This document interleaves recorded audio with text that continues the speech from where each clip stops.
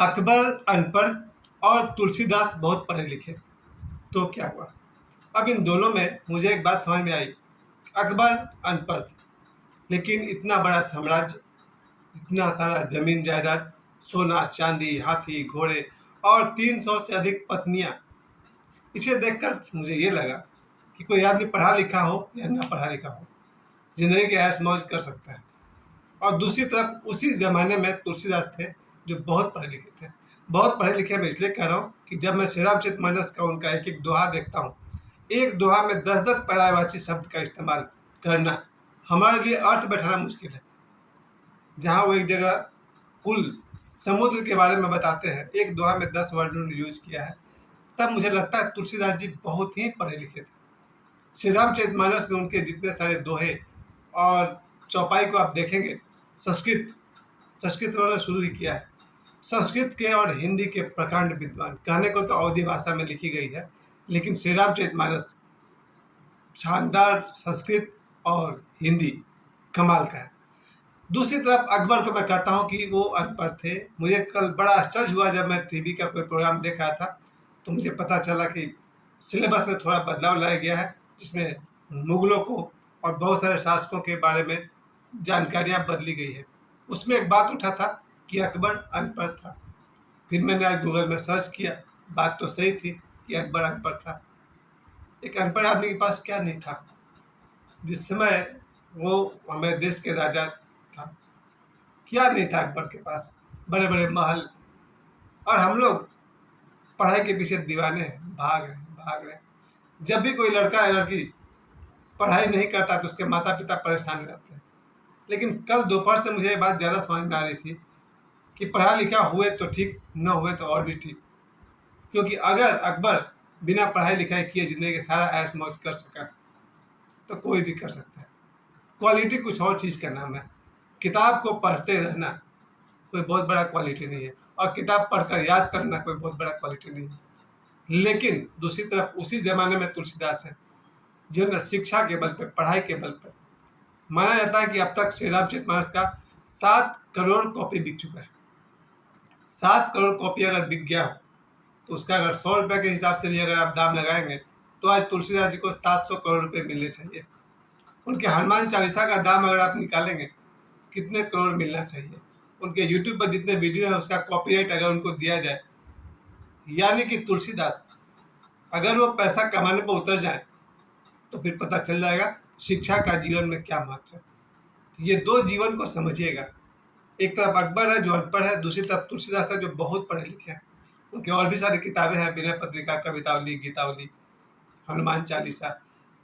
और दूसरी तरफ ये अकबर है जो पढ़ा लिखा नहीं है। और दोनों की ज़िंदगी में, खासकर अकबर की ज़िंदगी में तो प्रत्यक्ष रूप से सारे सुख सुविधा हैं, जिसको कहते हैं जमीन जायदाद, महल, 300 रानियाँ और भी बहुत सारे सुख सुविधा।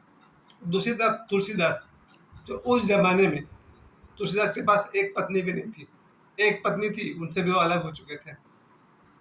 मतलब ये हुआ सर कि पढ़े लिखे होना कोई बहुत बड़ा काबिलियत नहीं। काबिलियत किसी और चीज़ का नाम है।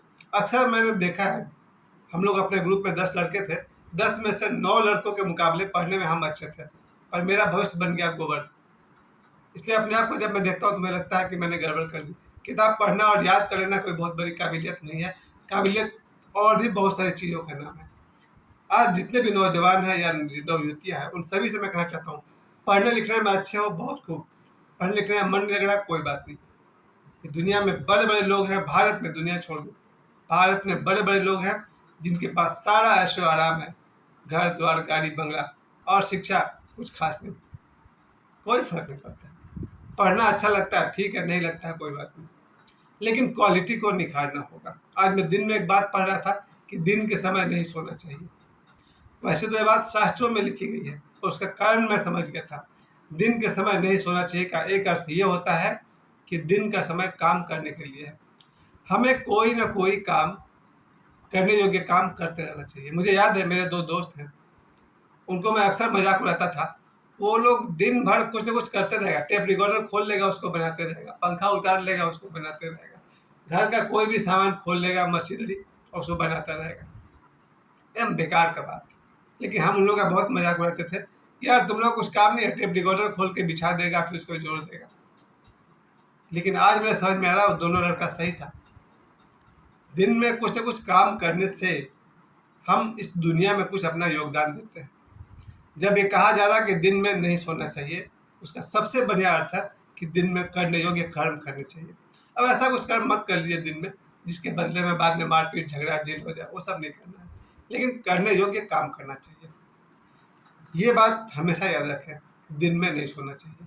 और जो मैंने अकबर वाली बात से मैंने शुरू की थी वो इसलिए की थी कि आधी से अधिक दुनिया पागल है पढ़ने में और बच्चों को पढ़ाने में। और दुनिया के सारे ऐश मौज कौन कर रहे हैं, जरा उस पर भी गौर करिएगा। दुनिया में आज देखा जाए तो ऐसे ऐसे यूट्यूबर्स हैं जिनकी कमाई 100 करोड़ 200 करोड़ से भी ऊपर है। मुझे नहीं लगता कि वो लोग बहुत ही वेल एजुकेटेड पर्सन है, जरूरी नहीं है होना। कोई कुछ और रील बना रहा है, कोई कुछ और रील बना रहा है, कोई ट्रक से नदी में कूद जा रहा है, कुछ भी बकवास करते रहते हैं लोग। शिक्षा से जीवन में सुख आएगा ये जरूरी नहीं है।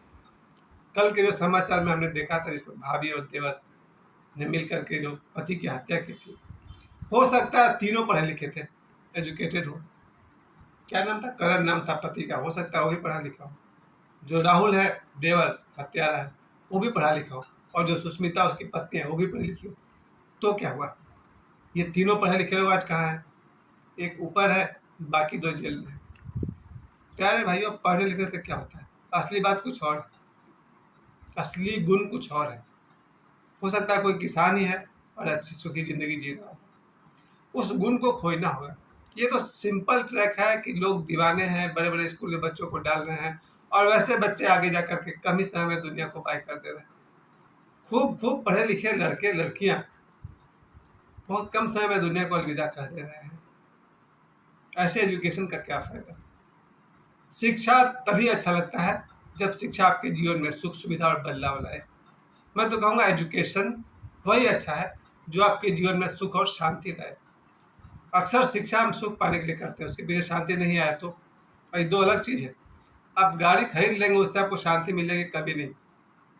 कल्पना कीजिए कोई आदमी एक गाड़ी खरीद ले 15-20 लाख रुपए का, है ना, टाटा सुमो स्कॉर्पियो कोई भी गाड़ी, और उस गाड़ी को वो किराए पर चला दे। अब वो गाड़ी अपने गंतव्य तक सॉरी, वो गाड़ी अपने गंतव्य तक नहीं पहुंचेगा तब तक आपको नींद आएगी नहीं। जब तक वो ड्राइवर उस गाड़ी को लेकर आपके दवाई तक नहीं पहुंचेगा आपको नींद आएगी नहीं। रास्ते में कहीं भी कुछ हो जाएगा, मालिक पर असर पड़ता है। तो आपने 20 लाख की गाड़ी खरीद ली तो आप सुखी हैं, ऐसा कोई जरूरी नहीं। सीधी बात है कि सिर्फ पढ़ा लिखा होने से भी सुख नहीं होता है, सिर्फ धनवान होने से भी सुख नहीं होता है। सुख का मार्ग कुछ और है और शांति का मार्ग कुछ और है, उसे पकड़ना होगा। और उसके हिसाब से तुलसीदास जी सही है। तुलसीदास जी जिस समय अपने जीवन काल में थे, सबसे बड़ी बात जो उनके जीवन का अचीवमेंट था वो यही था, उनकी पत्नी बहुत सुंदर थी और उस पत्नी के मार्गदर्शन के कारण आज मैं तुलसीदास को 2025 में याद कर रहा हूँ। मुझे लगता है अगर तुलसीदास जी की पत्नी ने, रत्नावली नाम था उनका या चिंतामणि, तब देखिएगा आप लोग, तुलसीदास जी की पत्नी अगर उस रात, जिस रात वो अपने ससुराल चले गए थे, उस रात अपने पति को स्नान कराया होता, पंखा झेला होता, बढ़िया भोजन कराया होता, खूब रात भर बैठा के बात किया होता, तो आज ये आदमी तुलसीदास नहीं बन पाता। फिर उनके 2-4-5 बच्चे हो जाते, बढ़िया किसान बनते, पंडित बनते, बच्चों को पालने पोसने उनकी जिंदगी गुजर जाती। लेकिन धन्य है तुलसीदास जी की धर्मपत्नी, उनके वजह से उन्हें जो वैराग्य हुआ, उस वैराग्य में उन्होंने हनुमान चालीसा लिखा, उसी वैराग्य में उन्होंने श्री रामचरितमानस लिखा, उसी वैराग्य में उन्होंने हनुमान जी की सिद्धि की, उसी वैराग्य के दौर में उन्होंने हनुमान जी से भगवान श्री राम और लक्ष्मण के दर्शन किए। ये बात मैं बार बार कहता हूँ, जिन्हें भी लगता है भगवान राम और भगवान कृष्ण ऐतिहासिक व्यक्ति नहीं है, मेरे हिसाब से बहुत कम जानते हैं। मैं तो कहूँगा कुछ नहीं जानते हैं। जब देवड़ा बाबा ने कह दिया है कि जो देवरिया का उनका आश्रम है वहाँ वशिष्ठ मुनि का आश्रम था, तब तो मैं किसकी बात सुनूं, देवड़ा बाबा की सुनूं या इन ऑर्डिनरी लोगों की बात सुनूं? जब ओशो ने कह दिया है कि भगवान कृष्ण से संपर्क आज भी संभव है, तो मैं ओशो की सुनूं या उनकी सुनूं जो कहते हैं कि भगवान राम और कृष्ण ऐतिहासिक नहीं है, काल्पनिक पात्र हैं कथा के? नहीं भाई साहब, भगवान श्री राम, भगवान श्री कृष्ण, ये सभी ऐतिहासिक व्यक्ति भी रह चुके हैं और आज तक इस वायुमंडल में, इस धरती पर उनकी ऊर्जा, उनकी शक्ति मौजूद है। जो जिस लायक है वो उससे जुड़ सकता है। तुलसीदास जी की देन है कि आज धरती पर करोड़ों लोग हनुमान चालीसा का पाठ करके, श्री रामचरितमानस का पाठ करके या फिर श्री राम जय जय राम मंत्रों का उच्चारण करके अपने जीवन को सुख और शांति से भर रहे हैं। और दूसरी तरफ अकबर है, जिनसे मैं इतना ही कहूँगा, अकबर पढ़े लिखे नहीं थे, बहुत बड़े राजा थे, उन्होंने बहुत सारे अच्छे अच्छे काम भी किए। इसलिए जितने भी मुगल हैं, अगर किसी को सम्मान मिला तो अकबर को मिला, क्योंकि बाद में अकबर ने बहुत सारे अच्छे काम भी किए जिसके लिए उनको याद किया था। खैर, मेरे इस वीडियो बनाने का मकसद है, अकबर अनपढ़ था तो क्या हुआ, तुलसीदास पढ़े लिखे थे तो क्या हुआ। धन्यवाद।